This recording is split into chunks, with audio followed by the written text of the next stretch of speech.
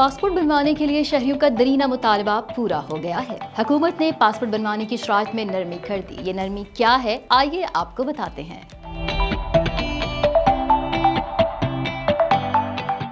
Passport के हसूल के लिए शनाख्ती दस्तावेजात पर दर्ज पते वाले जिला दफ्तर में दरख्वास्त देने की शर्त खत्म कर दी गई है। नोटिफिकेशन जारी कर दिया गया। डीजी इमिग्रेशन एंड पासपोर्ट की जानिब से तमाम पासपोर्ट दफातर को हिदायत जारी कर दी गई हैं, जिनके मुताबिक पासपोर्ट के हसूल के लिए शनाख्ती दस्तावेजात पर दर्ज पते वाले जिला दफ्तर में दरख्वास्त देने की शर्त खत्म कर दी गई है और इस सिलसिले में बाकायदा नोटिफिकेशन जारी कर दिया गया है। डीजी पासपोर्ट का कहना है कि शहरी मुल्क भर में किसी भी दफ्तर से पासपोर्ट के लिए अप्लाई कर सकते हैं। पासपोर्ट दफातर किसी भी पाकिस्तानी शहरी को रिहायशी पते की बुनियाद पर पासपोर्ट फ्राहमी से इनकार नहीं कर सकते। मजीद अपडेट्स के लिए देखते रहिए वी न्यूज़।